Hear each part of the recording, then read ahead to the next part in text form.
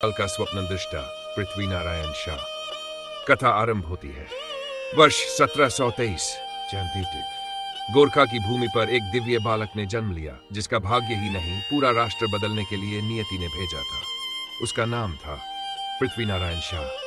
पृथ्वी नारायण शाह बचपन से ही निर्भीक, दूरदर्शी और राष्ट्रभक्त थे। वे केवल 20 वर्ष की आयु में गोरखा नरेश बने। राजसिंहासन पर बैठते ही उन्होंने एक प्रण लिया, टूटे हुए नेपाल को जोड़ना है, एक अखंड राष्ट्र बनाना है।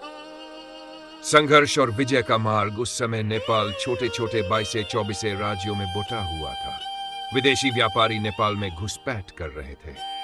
पृथ्वी नारायण शाह ने चेताया, यदि हम एक नहीं हुए तो हम पर शासन विदेशी करेंगे।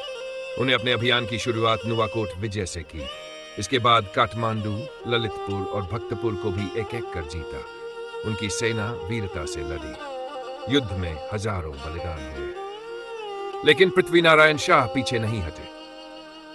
नेपाल का निर्माण और नीति अंततः वर्ष 1768 में उन्होंने नेपाल को एक सूत्र में बांध दिया। वे केवल विजेता नहीं, दूरदर्शी नीति निर्माता भी थे। उन्होंने नेपाल के लिए नीति बनाई, देश छोटा है पर शक्तिशाली बनाना है, विदेशी प्रभुत्व से बचना है।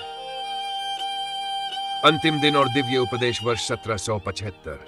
जीवन के अंतिम दिनों में पृथ्वी नारायण शाह ने जनता से कहा, हमें देश को आत्मनिर्भर बनाना है, धर्म, संस्कृति और एकता को बचाना है।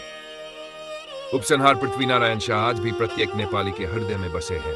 उनकी तपस्या से बना नेपाल आज गौरव का प्रतीक है। वे थे राष्ट्र निर्माता, एक राजा, एक साधक, एक सेनापति। जय वीरता, जय नेपाल, जय पृथ्वी नारायण।